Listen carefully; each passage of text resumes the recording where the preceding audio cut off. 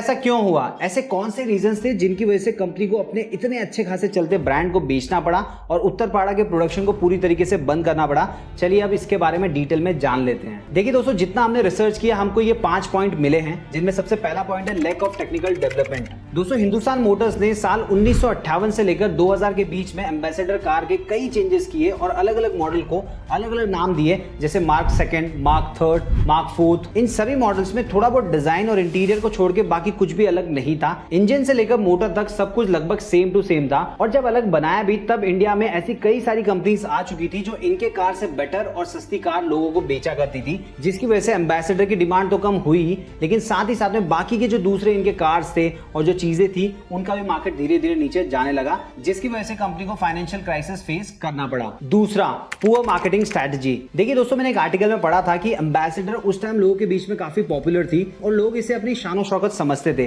लेकिन इस चीज को और ज्यादा बढ़ाने और एम्बेसडर की और अच्छी मार्केटिंग करने की बजाय कंपनी ये सोचकर मार्केटिंग नहीं किया करती थी कि उनको मार्केटिंग करने की क्या जरूरत है, वो तो खुद ही एक वेल नोन ब्रांड है, तो लोग खुद ही इनकी कार खरीदने आएंगे ही आएंगे। सो दोस्तों, इसी चीज की वजह से इनके सेल्स के ऊपर काफी नेगेटिव इंपैक्ट पड़ने लगा और दोस्तों एम्बेसडर अर्थ से फर्स्ट पे आ गई। तीसरा, लिबरलाइजेशन एंड ग्लोबलाइजेशन। दोस्तों, ये चीज तो आप सभी जानते होंगे कि इंडिया के अंदर लिबरलाइजेशन आने के बाद में इंडिया की कई सारी ऐसी कंपनीज थी जो लैक ऑफ एडवांस टेक्नोलॉजी और पुअर मार्केटिंग की वजह से कुछ ही सालों में मार्केट से गायब हो गई। और ऐसे ही कुछ हिंदुस्तान मोटर्स और उनकी सबसे बेस्ट गाड़ी एम्बेसडर के साथ भी हुआ। एलपीजी के बाद में कई बड़ी कार कंपनीज जैसे कि टोयोटो, हुंडई, सुजुकी वगैरह वगैरह इंडिया में एडवांस टेक्नोलॉजी के साथ आई और यूथ को ध्यान में रखते हुए कई एडवांस फीचर और सेफ्टी फीचर ऐड किए और लोगों को सस्ते में कार बेची, और ये चीज भी हिंदुस्तान एम्बेसडर पे काफी ज्यादा भारी पड़ी। चौथा reason, price was not justifying values. दोस्तों, जैसा कि मैंने आपको बताया कि एम्बेसडर सीरीज में कंपनी ने कई कार लॉन्च की थी, लेकिन उन सभी कार्स में सिर्फ डिजाइन और इंटीरियर चेंज किया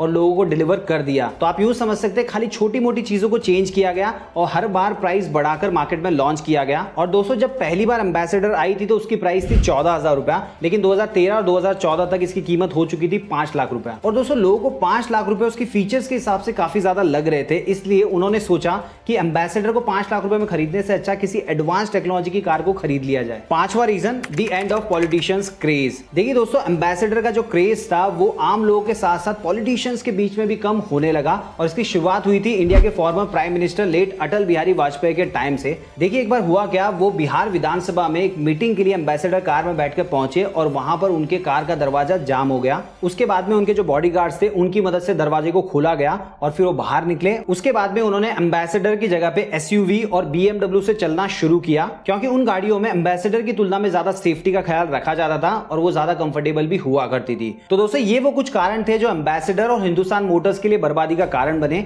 इसके अलावा अगर आपको कोई और कारण पता है तो कमेंट बॉक्स में लिख के जरूर बताइएगा। इसके अलावा मैं आपको बताना चाहूंगा, अभी तक कहानी खत्म नहीं हुई है। ऐसा कहा जा रहा है कि एम्बेसडर एक बार फिर से कमबैक करने वाली है और 2024 तक इसे बिल्कुल नए अवतार में हमारे सामने पेश किया जाएगा। हिंदुस्तान मोटर्स और एम्बेसडर को खरीदने वाली कंपनी इस पे काम कर रही है और दोस्तों, काम हिंदुस्तान मोटर्स के तमिलनाडु वाले प्लांट में चल रहा है और ये खबर खुद हिंदुस्तान मोटर्स के डायरेक्टर उत्तम बोस ने दी थी। अब दोस्तों, ये देखना काफी इंटरेस्टिंग होगा कि क्या नई एम्बेसडर पुरानी एम्बेसडर की तरह पॉपुलर हो पाएगी।